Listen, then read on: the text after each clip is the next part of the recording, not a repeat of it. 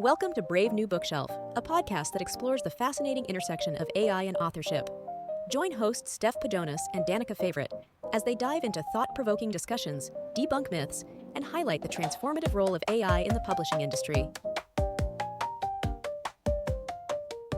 Hello, everyone, and welcome back to an episode of the Brave New Bookshelf. I'm one of your co-hosts, Steph, CTO of the Future Fiction Academy, where we teach authors how to use AI in any part of their process, and editor-in-chief of the Future Fiction Press now, where we're publishing books that are AI forward. We mention AI in the blurb, the copyright page, on the website, pretty much everywhere, so nobody is blindsided by thinking, hey, I didn't realize this was an AI book.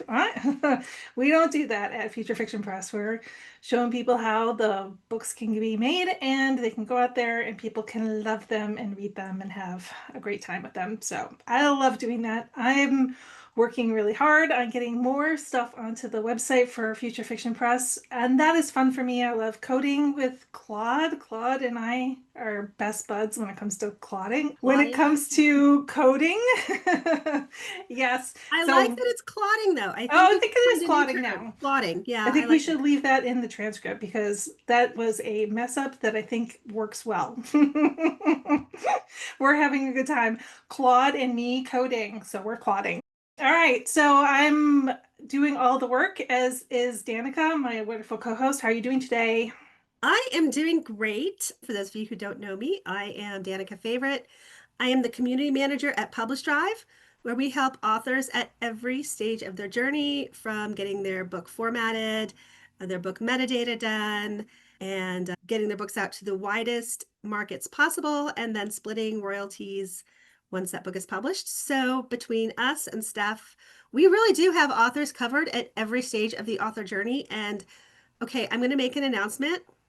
I'm very excited because I've been teasing this for a while, you guys. I keep saying Publish Drive is working on something big. We are launching. We are recording this ahead of time. So for those of you who are recording with me, we haven't announced it yet, but we will have it announced by the time this episode goes live. So you three get this news exclusively first, and the rest of the listeners are going to get it somewhere around the same time of the announcement. But Publish Drive is partnering with 11 Labs distribution. So you will now be able to distribute your books to 11 Labs through Publish Drive. So when you upload your book to Publish Drive, 11 Labs is now a distribution option for your AI audio. You're welcome. Wow, that's right? Awesome. Fantastic. I know. I've been dying to give this news. I'm so excited. So this is what I've been so excited about. We've been really working hard to get everything connected, and oh my goodness, just one more way for authors to get their books in the hands of readers using AI. Really excited for that. I love it. I love exciting news. And 11 Labs is fantastic. I love them. They do great work. We've had them on the podcast, and they're doing even more now with authors. You can publish your ebook on there and have it read. If you want to, you can sell it like a la carte. You can just put a price on it, or you can have it for free, and then you get a little stipend. So I mean, this is fantastic news. I love it. Love it. Yes. Like I said, one more option for authors. So excited to be able to provide this to authors. And also excited because, as you guys know, Steph and I love to have people on here who are out there helping authors and doing great things with authors. Very excited about today's guests because they also are helping authors on a different stage of the journey, and that is people who are getting their manuscripts ready to publish. And so today we have Alessandra and JD with Authors AI, and they have this amazing product called Marlowe that helps you find the weaknesses and strengths in your books before you publish it, so you can have the best book possible. And both Steph and I got to try it out. We will talk about that during the podcast. But for now, we want you to meet Alessandra and JD. So please take it away. I'll let you guys decide who wants to say hello first. Sure, I'll jump in. My name is Alessandra Torre. I also write under AR Torre, and I write romance as Alessandra and domestic suspense as AR Torre.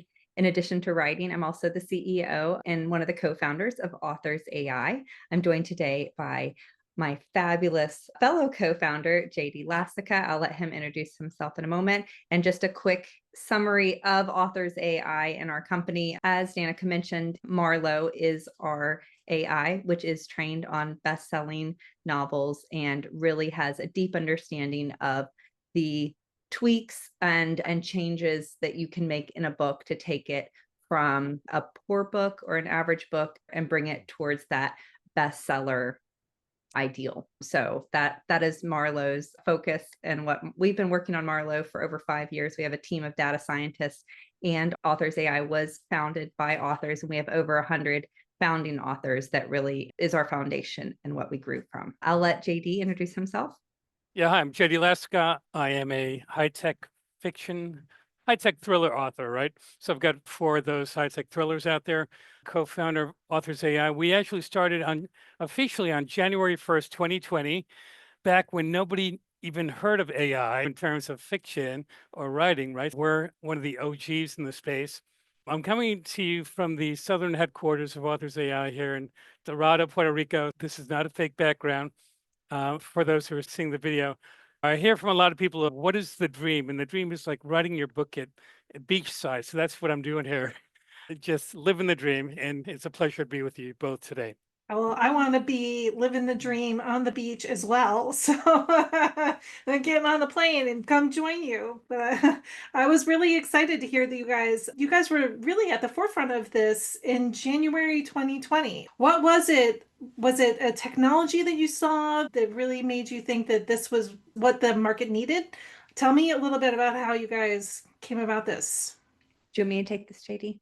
Okay. Yeah, go ahead. Our third co-founder is Dr. Matthew Jockers, and he's the author of a book called Bestseller Code, which for any book geeks, it's a fantastic read. It's really interesting. And he's been working in the space of machine learning and long form fiction for decades. He's one of the pioneers in the space.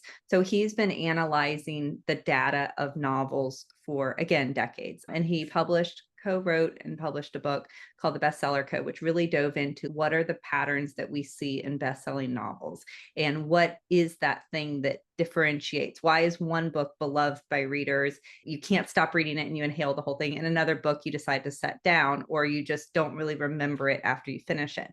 Back then, when that technology was created and those tests were run, he could predict a bestseller with 83% certainty. So you could feed a book into the bestseller code and it would know nothing about it. And it would say, yes, this book was a bestseller, or no, it wasn't. And it defined and trained on bestsellers that had hit the New York Times list for more than 10 weeks. So it wasn't just like a sudden bestseller, and it was all fiction. It was a book that had staying power.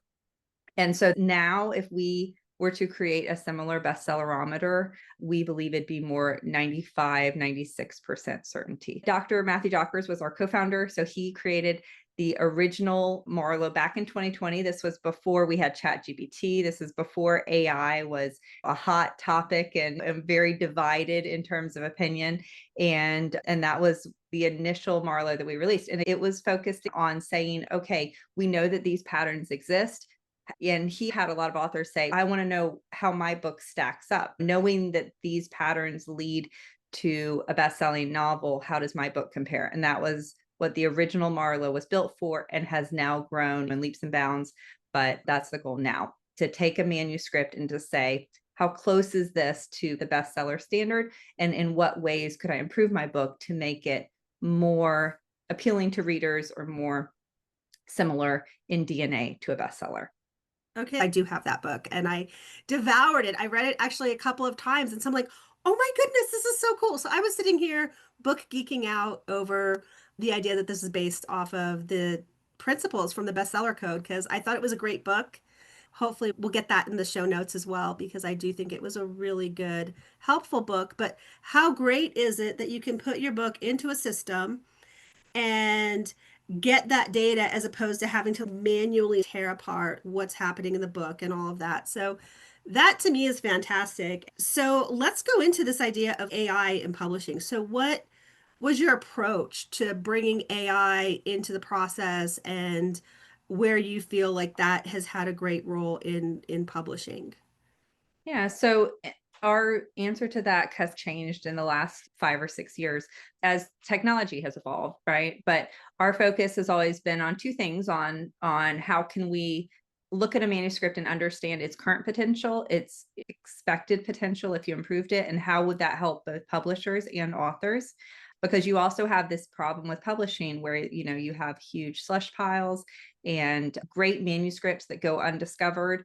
It's also a problem with retailers in terms of they have millions of books in their catalog.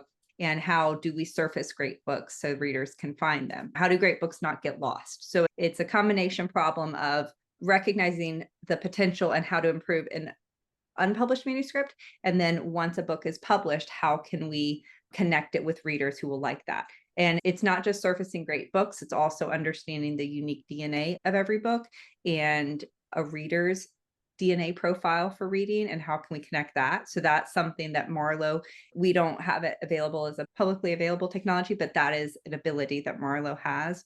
So we're really looking at how can the abilities that our AI have, how can that improve? First of all, the eternal problem in publishing, which is I am a reader and I want to read a great book. How do I find that? You know what I mean? And what is it that I love about a book? The other benefit of Marlowe's technology is Marlowe can read 1 million books and recognize the commonalities between those books. So if you as a reader gave Marlowe, these are my 100 favorite books, Marlowe could recognize the commonalities in those 100 books versus these other million and say, okay, I understand what this reader likes about books. And here is a book that fits all of those things. So those are the amazing technology, the amazing possibilities that are available with AI that humans just can't do. It's just not possible. It's just not possible. And I think that one of the things that readers really do want is to find similar books to what they already love, right? There's a whole industry surrounding this between Goodreads, where you can go and you can see the books that you like, you can catalog them, rate them, talk about them with your friends. And then there's also things like Book Talk, right? You've got Book Talk, you've got people on TikTok talking about the books that they love, the books that they're excited about, the books that they're interested in reading, the books that they hate on. Even sometimes when a user hates on a book, it's showing some sort of love to it, right? But these are all in these different places, right? And you have to, if you're not a TikTok person, then you're not finding those things on TikTok. If you're not a Goodreads person, you're not finding them there.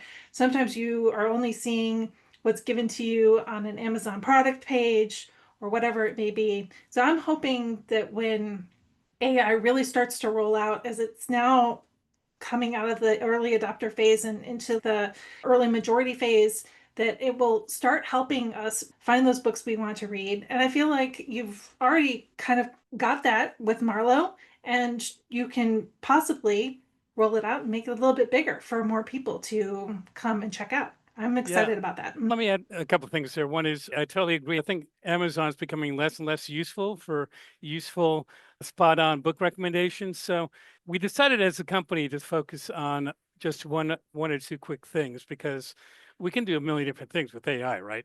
We have our author audience. They're our main customers right now, people who are using Marlowe to improve their manuscripts and write better books.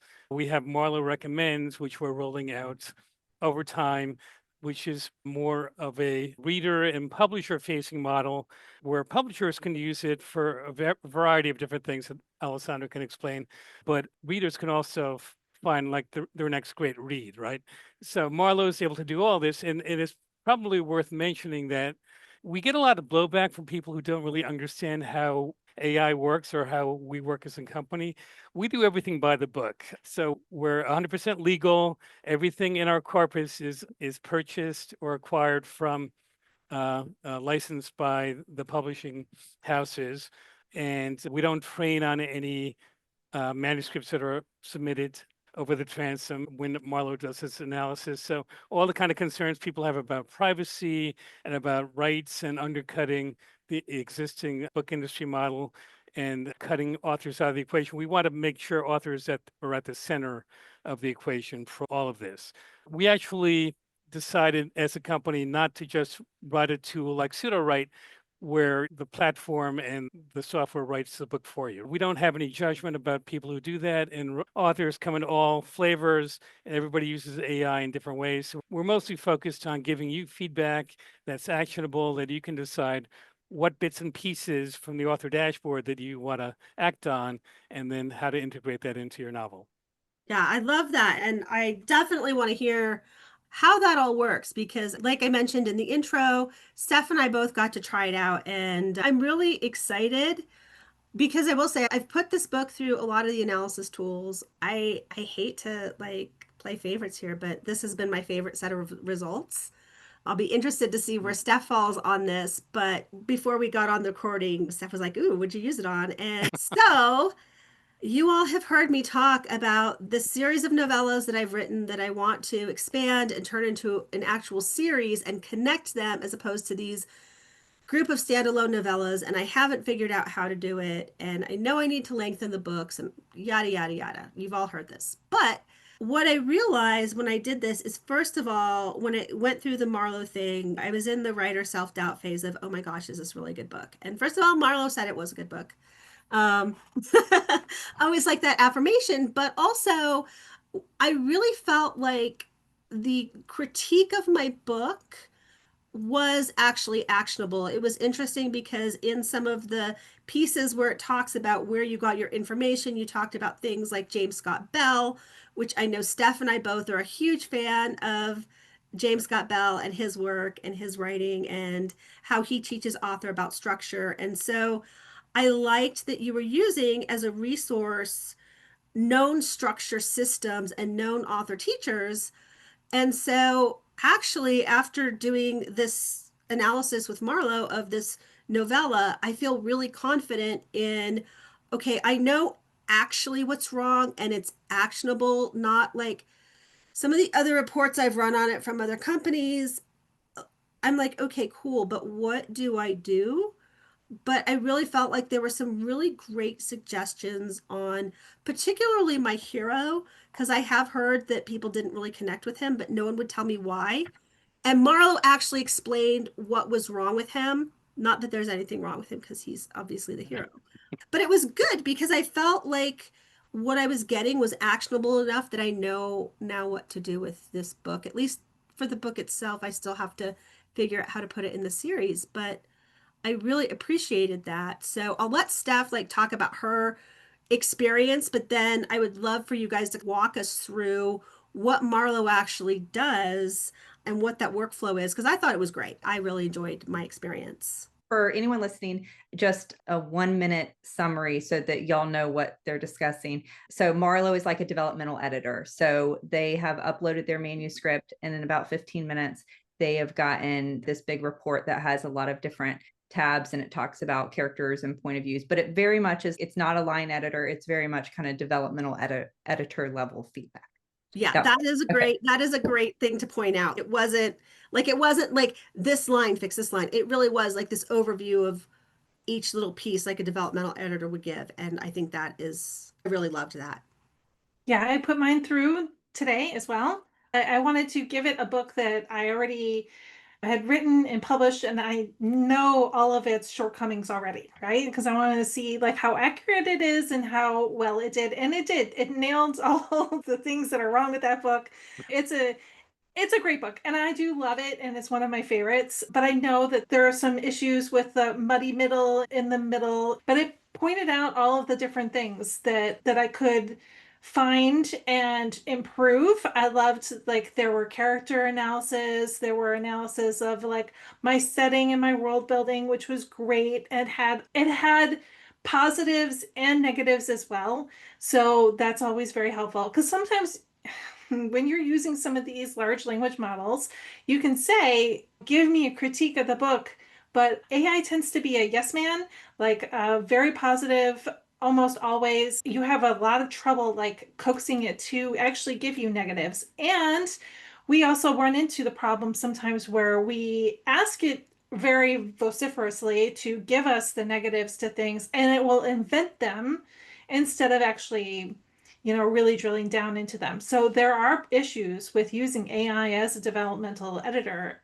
in some cases, but from what I saw from Marlowe, it actually did a pretty good job with my book. It found positives, it found negatives. It did a good job of parsing out everything into little reports, which was great too. So if you're feeling overwhelmed by the first couple of pages, you could easily go and check out something else if you needed to and work your way through it. So I was pleased and impressed. So thank you very much for letting me do that. And just to go off of what Steph said, particularly when I was talking about my hero, that has been my problem, is that I knew something wasn't working in the story and I couldn't pinpoint what it was. And again, like AI, oh yeah, no, your characters are great. You had these great characters, blah, blah, blah. But people, like some people who had read it, there were pieces that they said they didn't connect with the hero, but that wasn't helpful. And even like I've had editors and developmental editors read things and say, oh yeah, I don't connect with this character. Okay, great. Why? And Marlowe actually said why. Marlowe said he goes back and forth too much on this one idea. And I was like, oh yeah, I see that. And it was so clear that I was like, okay, I know how to fix this. And that's where I was really impressed. I would love it if you guys could give us a rundown of what that looks like. Tell us about the workflow and like you upload your manuscript, what happens there, and then what kinds of things are we getting from those results with Marlowe? We trained Marlowe to be critical, but not cruel and mean. So you're right. AI is overly positive in a lot of cases, and that's fine as far as it goes, but it doesn't do you any good when you're trying to improve your manuscript, right? So Marlowe is very non-judgmental. You can upload any kind of manuscript about any subject, and it won't say, oh, forget it. I'm not going to bother reviewing this. What's fun is authors can actually compare their manuscripts to some of the best, thousands of different best-selling novels. So if you look at my dashboard, I actually have done this. We've legally purchased all these books. I'm always looking at how does Marlowe review Lord of the Flies and Pet Cemetery and Project Hail Mary and The Firm and For Whom the Bell Tolls. So those are all books that we've run through Marlowe, and it's fun to see even the most successful novels in the world. Marlowe is going to find some faults with it, right? You wonder what Hemingway would have thought about Marlowe if he'd used it today. He'd probably go back and make a few changes, right? But it doesn't mean your book's no good or it can't be a bestseller without these kinds of things. But we're always focused on improving the craft and taking it one step at a time. Alessandra, why don't you explain how that works step by step? Sure. And just a second what JD said, but also what you guys said. Early on, I heard a lot of feedback prior to them running the report saying, I already know AIs are always too kind. Like it's not that. And I was like, just run it and see before you judge it. Like just run it. I had one especially opinionated author, but then he responded and said, you're right. It was good. It's interesting. I think a lot of authors are afraid of critical feedback and a lot of authors are really wanting it. And what we've noticed from Marlowe for the past 5 years is that Marlowe is, it's very nice getting feedback from an AI because you don't have to take its advice. It's not going to get its feelings hurt. No one else knows it or has read it versus an editor where there's a little bit of that, a human editor where there's a little bit of ego involved, but also like a relationship that you're going to have with this person. So moving on, how Marlowe works. Yes. So when you upload your manuscript to Marlowe, and Marlowe takes doc files or EPUB files, you don't have to do any special formatting. It does a really good job unless you have really funky encoding. It normally has no problem accepting your manuscript. Now, Marlowe does need a certain length of manuscript to work, and that is over 300 sentences. So you can run novellas. I've run a short story through Marlowe, and that was fine as long as it has that 300 sentences, which is typically 5,000, 6,000 words, unless you're really verbose with your sentences. But then it goes to a series of different technologies. We have homegrown AI that powers the majority of Marlowe. We use large language models. So it goes to a variety of different technologies. We have commercial agreements with all of those. Nothing is ever trained on your manuscript, and everything is run through our secure API. It does take anywhere from 6 minutes to 15 minutes typically, and then everything displays in our dashboard. And again, we have a variety of different reports. Some of them are visual, and if you have been a Marlowe customer in the past, you'll see like that we plot out your arc and your pacing. Those graphs are much more interactive than they used to be. And you can pick a best-selling book to compare your book against. So you can see how your pacing is. But the new Marlowe also shows how dark or light your book is. And there's a lot of accompanying text, which you can choose to read or not read, but you definitely want to read the sections that have the red pinpoint because those are specific feedback about your book. But there's a lot there. We worked with dozens of editors. We had a team of editors that worked hand in hand with JD for almost 6 months. I feel it was several months. And they helped both with the feedback that Marlowe gave, but also how can we explain to authors why pacing is important or how to improve your pacing or what plot structure is, because a lot of newer authors come in without a creative writing background. I certainly was self-taught. And so there's a lot of information there also that can just help you grow. The other thing that's really cool, Alessandra, I think you would agree, is the visual elements, right? The graphs. Nobody else does this. So we have really cool graphs for your story's narrative arc and the plot turns and the story elements, the story beats and the pacing. And you can explain it in a million words, what's wrong with your pacing, but to actually see how fast your pacing is at different points of your novel, and then to compare it to other bestsellers in your subgenre against that to see how you're doing. I was surprised with some of my pacing results. It's very fast paced, as a thriller should be, but boy, it gives you a sort of comfort level because we actually, our data scientists are really amazing people who applied all of their academic learnings and put it into this software tool. And you can actually visually see step by step the different kinds of elements in the pacing or the narrative arc at different points. You could mouse over any point in the novel in the graph to see what's actually happening in that scene. So there are just a lot of things that some of the other tools out there can't come close to replicating right now. And because the way Marlowe was built from the ground in terms of like in Marlowe's brain, there's like a book universe where there's all of the books and it can at any point in time compare a book to another. So you can see the roller coaster of up and down that your book is.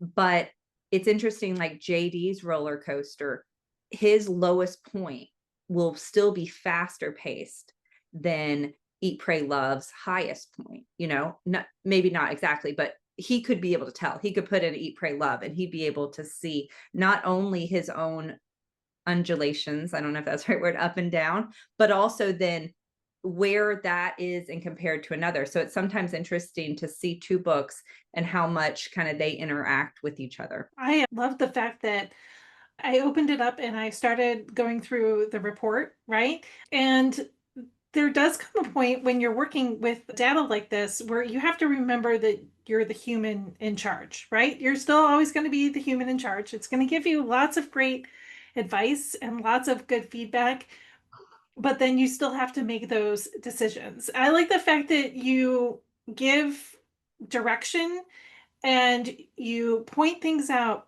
but it's never a prescriptive or you must do anything. So like, for example, I ran my book and it pointed out that one of the characters is a brother who was totally like a bit out of control, gambling, doing stupid stuff, and still the parents gave him access to the business's finances and he blew it all. And the AI was just like, that doesn't make sense. Why would anybody do that? And I was like, have you met human beings?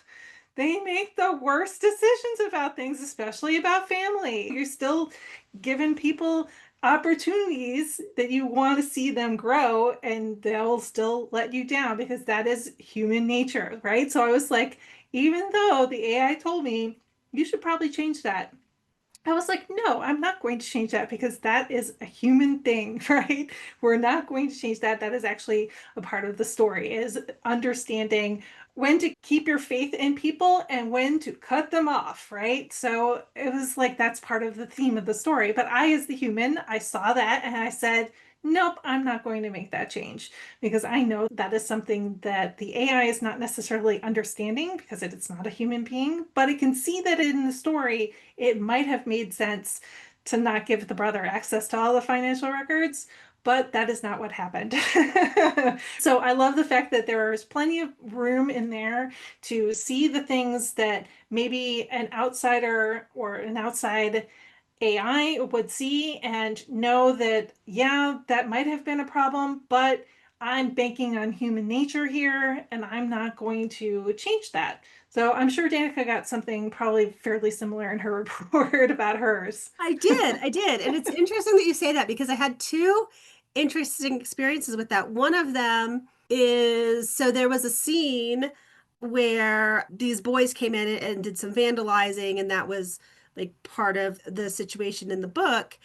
And the AI rightfully pointed out, hey, the boys thing seems random. Like you should add a scene somewhere else to foreshadow it or make it more plausible that these boys came and vandalized this thing. And I was like, oh, yeah, that actually makes sense. But then another one where it said, hey, to increase the conflict in the story, what you should actually do is, and I forgot what this, oh, it was like, you should bring in the X to stir up trouble. And I'm like, yeah, dude, that is so cliche, not going to happen. But thank you for that suggestion. And so I think, as Steph and I always talk about, it is always one of those things that you, as the author, always are in the driver's seat and you get to use your judgment and discretion. Because, like, for me, I absolutely agree. Yes, I need to do a better job of at least making these boys come in and do this thing, not as random and have a little foreshadowing there. However, there's no way I am going to have the X come because it is really this cliche. I know it works in some people's stories, but like for me, that just was completely to throw that in my story would have been like just forcing a conflict that didn't need to be there. I think it really is cool that it gives options. And there was another place where it gave me like 4 or 5 different options of scenes and ideas I could include, which again, for me, since I'm taking this novella and turning it into a full length novel, that was really useful because I'm like, oh, it could use some scenes here. Oh, you're right. These are things I can use. And as always, we point this out all the time, and I can never underscore this enough that you're in the driver's seat. And honestly, even if you're using a human editor, you're in the driver's seat. I have a novella coming out. Actually, by the time this comes out, it will be out and part of a collection. But the editor sent back to me with the edits, and she took out a bunch of my M dashes. You know what I said? Bite me. No, I didn't say that, but I did take out half of them. I took out half of them, but I left some of them in because I wrote it. I'm putting the M dash in. Leave me alone. Those are mine. Those are your M dashes and you're keeping them forever. Yeah, like I really, like I said, I was really impressed with the fact that the AI, this was probably one of the better developmental edits that I've had, even comparing to like some of the humans that I've had do some developmental edits. So again, if you're a developmental editor, you don't have to like fear for your job because some people will still want it to be done by human, and that's great. But for those people who want that developmental edit, I thought it did a really nice job, and I also thought it was very reasonably priced. So We I just also brought down the price by a third a couple of weeks ago, right? So it's only $19.95 a month now for Marlowe Pro. We wanted to make this accessible to as many authors as possible around the globe. And with Claude and OpenAI's ChatGPT around the same price point, we thought let's just move into that pricing space. And I use both. In fact, I use all three. We'll talk about that later. But we think there are so many things you can get out of Marlowe Report that you really can't get out of ChatGPT. And believe me, I've tried over the months to do an entire developmental edit with one of the large language models, and it does a fairly good job with some things, and it does a terrible job with other things. So we've done everything from the ground up of trying to understand what it is that an author needs feedback on in what areas, from conflict to pacing to character to story elements to plot and everything else. And then just went out there and got like all the best kind of authoritative sources that we could find to bake into the product, the major takeaways, and trained Marlowe on that as well. And I think, like you said, it doesn't always come up with the right recommendations. And we don't want AIs to be writing our next book that we're going to read anyway. But it's got a lot of really great, useful feedback that most people, I think, once they run one report, they're going to mostly be blown away if their novel's any good. And let's put it that way. And I also, some common questions we get, Marlowe only works in English, at least right now. Marlowe is trained on fiction. Doesn't mean that we don't have a lot of authors running nonfiction books through it, because authors will try anything. But the sections, the pacing, everything is really set. You're doing a disservice if you're not using a fiction book. The other thing that we have a lot of authors that have a partially completed manuscript. And I will say, as someone with unfettered access to Marlowe and who has tested it, I get too anxious. Like, I need to have feedback as I'm writing. So I upload partially completed manuscripts to Marlowe all the time. And it's still really helpful feedback. It'll be critical, but it'll say, oh, you should explain that, things that I'm going to do in the second half of the book anyways. There's a section of like unresolved plot threads or plot holes, and that section's really full because my book is half complete. But if you're listening, you absolutely can run a partially completed manuscript. There are certain things like where it shows like your book's journey and the highs and lows and your plot arc shape. That isn't going to be accurate because it thinks that you gave it an entire manuscript. But as long as you take that sort of thing with a grain of salt, it can still be really helpful for you. And like we said, it's a great way, whether you're working with a human editor or not, to polish up your book and really knock out some of the major problems before it gets to that stage. And we have two different modes, by the way, debut author and experienced author modes. Mhm. And the experienced one, we try not to go over sort of the things people have learned over the years. I wish I had Marlowe when I was starting out writing novels in like 2018, I think it was. Instead of having to read 20 different books on how to write a novel, it'd be so cool to just have this tool in your hands that actually explains and guides you along the journey, explains, well, I never knew what the hell an inciting incident was, or a midpoint shift, or all the things that are now part and parcel of what you have to know to write a successful page turner. But we baked all that into the product, and people could take away whatever they want from it. Yeah, what I think is really good about this that I was thinking about as you guys were all talking and using all of these different models and all the different books and how to writing, and this is where I think it is useful, even if you are using a human developmental editor, is going back to this character. I've had developmental editors tell me I don't connect with this character, but I don't know why. And I get that feedback a lot, particularly about my men, and go figure. But it's really interesting because I've written like at least 30 books now by this point, and I'll often get the feedback from humans. I don't know why I don't connect with the character, but I don't. And what I liked about Marlowe is because it's not a human and it doesn't connect to those human emotions. And like we as humans say, I feel this, but I don't know why. The AI has actual, these are the qualities of a good character, blah, blah, blah. And it can go and give you actually objective, actionable items that as a human, we just have the feeling, but the LLM is, no, here are actually the standards. And I thought that was really useful. And that's something for people to keep in mind. If I know something's off, but I don't know what it is, I think this is where AI can really shine, because AI doesn't have a feeling something's off. They know exactly what's off. I love that, because sometimes you just need that data, and it needs to be not passionate. It needs to not have feelings to it. It just needs to present data. And this is what I love AI for, really, because sometimes I just want an answer. I don't want feelings.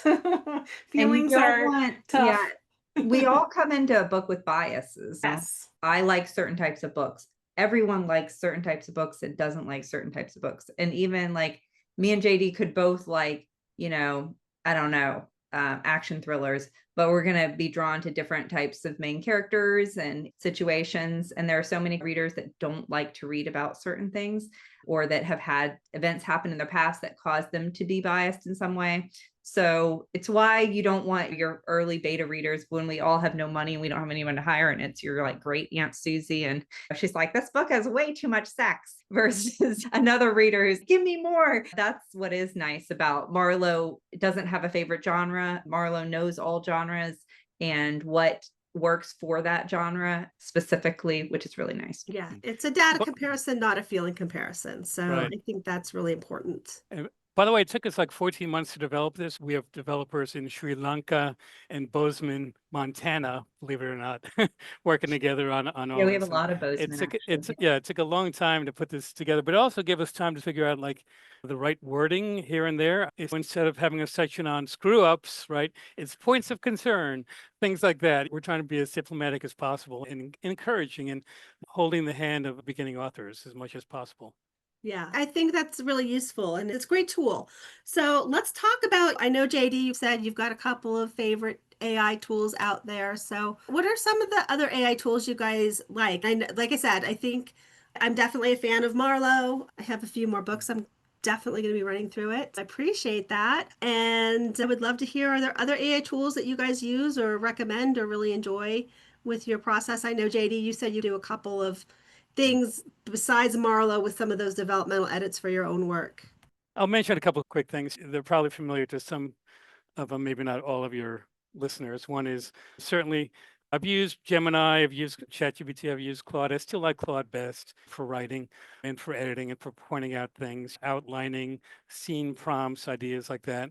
And so that's part and parcel. It took me like a year and a half to write my first novel. My last novel using AI took me 80 days. And I know people who write much, much faster than that. In your authors group, I see authors all the time, like whipping out a book or two a week, right? I'm not going to be doing that, but it's nice that you can get that kind of progress now with using AI. In addition to the craft of improving your novel writing, I also use 11 Labs. So I've got 3 of my books up on there already, and I'm looking forward to the new Publish Drive integration. We'll get that going. I use Otter whenever I go out. A few years ago, actually, I used to live in Silicon Valley before I moved to Puerto Rico. And I actually visited the offices of Otter in Silicon Valley and got to meet the founders. And it's really cool. It's still one of these best transcription apps on your phone. You can just walk around on the beach with scene ideas or the next scene in your novel and start transcribing. I know you do the same thing, Danica. And the last thing is visual imagery. I'm using AI all the time now. Free Pick and Ideogram are my 2 favorite tools for that, to create images for marketing, for social media. I haven't done it yet for book covers, but I know people who do that as well. But we're going to be seeing more and more of that kind of end-to-end kind of thing using AI to help you get that book out there into the hands of readers. And for me, I'm not nearly as diverse as JD in terms of the usage. I use ChatGPT for almost I use it pretty consistently when I'm writing because if I open the internet browser, like my productivity shot. Like I'm going to be looking at cat videos and sending them to my next door neighbor and nothing else is going to happen for the rest of the day. But ChatGPT, I can stay in that window and I don't have any distractions. I don't have any pop-ups. And a lot of times it's just, like character names. Like I'll just sit there forever trying to think of a character name. So I'll ask it for 10 character names that are XYZ, or I need 5 outfits that a busy mom in California in February would wear, or that sort of thing. Just things that like cause a mental stutter in my head that throws me off my game. Or what would the landscaping be? I write a lot of books in California and I don't live in California. I live in the Florida Keys. So a lot of times I'll be like, what's blooming in April in Pasadena and that sort of thing? Or what would like a walk through XYZ forest smell like in February? What's the average rainfall? That sort of thing. So I use it a lot for that. And then I will typically upload my outline and get taglines, blurbs, that sort of thing, hooks. I also have used author scale a little bit. It's not great for thriller books. I think it's better for romances, but it still allows me to look at my book in a different way and come up with potential hooks for social media. These are all great uses of AI. You found your pain points, which is what I always talk about on this podcast. Found your pain points, found the things that are causing you pain in your process, and then you used AI to help alleviate that. And that is something that I always advocate for. So I love that. I've also used author scale as well. So I do agree that I think it's much better at romance than it is at some of the other genres. I agree. And I have to say, JD mentioned Otter, And recently I was listening to another author speak on productivity, and she was saying that she dictates like into a voice memo app or something, uses Otter to transcribe it, and then she uses ChatGPT to clean up the dictation or to add like the capitalization, to remove the ums, the whatever. And I was like, oh, duh. Why haven't I done that? Always capitalize any proper nouns, that sort of thing. So Yeah, that's definitely my process as well, because I'm like, yeah, I've been dictating for years, and that manual process really took out a lot of my writing time. So now that ChatGPT can clean it up for me, it's perfect. And I learned something new. I got a new cool idea that I thought was great, because what you were saying, Alessandra, about asking what people would wear, I am terrible at that. I am, like, you guys can't really see. I'm basically like in t-shirt and sweats right now, because that's the Danica uniform. I never know what to wear, and I don't care what people wear, but I know that characters, my readers care. So now that's what I'm going to do. I'm going to put stuff in ChatGPT and be like, okay, what should they wear? So that is a new cool thing I'm really excited to try now. So thank you for that tip. yeah, I do like a paragraph, like this character's personality, they like this sort of thing, this is their job, this is their style. Or I say they don't care anything about what they wear, but they're trying to like look cool in the kids pickup line or whatever. And then I'm like, can you give me, looking at all of the typical occasions that a stay-at-home mom would go to, please list the occasions and 3 outfit choices for each, and how, what the socioeconomic level of this person is. And then it'll be like PTO meeting, like grocery shopping, whatever, I don't know, but it'll list it all out there for me. And that's great. That's an amazing time saver. I Yeah. love that tip. We're definitely put that one in the notes for sure. Yes. Yes. I know I we're think wrapping up soon, and we've been for a while. Alessandra, we have a little surprise for your listeners, for those who've stuck around till the end. We just Alessandra, wanted to, yeah, we want to extend a discount code for Marlowe to your listeners. It'll be 25% off any purchase. So if you just want to get a single report, you can. If you want to sign up for a monthly, which you can cancel at any time you can, or you can do the annual plan. So that code will be in the show notes. Fantastic. Thank you so much. I'm looking forward to putting that out there, and hopefully you can get some more people in who can try out the tool. I'm excited about that. Yay, thank you so much. yeah. Yes, so we are wrapping up. I want to make sure that we send everybody to the proper places, right? So let's have either Alessandra or JD tell us about your URLs and where to send people. Absolutely. You can check out Marlowe Pro. You'll see Marlowe Basic, which is free, and you can run a free report on your manuscript. But Marlowe Pro has all of the bells and whistles that we talked about today at authors.ai. And the coupon code, if you want to save 25%, is BRAVE25. I don't believe it's case sensitive, but you might want to put it in all caps just to be safe. So BRAVE25. And again, that'll be in the show notes. And you can, again, visit authors.ai to begin. Fantastic. Thank you so much. I appreciate the links and the coupon code, because I'm sure people who are listening will just want to open up their phone and get to it right away, right? Yeah. All right. So, Danica, do you have anything you want to tell us before we wrap up here? Yeah, like I said, thank you guys for coming. I'm very excited about this tool, very excited about the coupon code, because guess who has a bunch of stuff she wants to run through Marlowe now. But please do check out all of the links and everything mentioned in the show notes. A lot of great information and tips there. Remember to like and follow us on all the social media: Brave New Bookshelf, Future Fiction Academy, Future Fiction Press, and of course, Publish Drive. All those fun things. Make sure you are subscribing to the newsletter. I know Steph has that running up again. And also remember, for those of you who want to listen to it on your favorite podcast channel, you can subscribe there. And finally, you can watch us on YouTube. So if you want to see how cute everyone looks today and be very jealous of JD and his amazing tropical landscape, it's not AI, it's real. You want to go watch us on YouTube. That's right. The last thing to mention is we're also authors, so you can find us on our author sites, right? So jdlasica.com to see all of my high-tech thrillers. And Alessandra? And artorybooks.com is my domestic suspense, or alessandratorre.com for romance. Fantastic. Thank you so much, both of you, for coming and talking to us about Marlowe and all the cool stuff you're doing.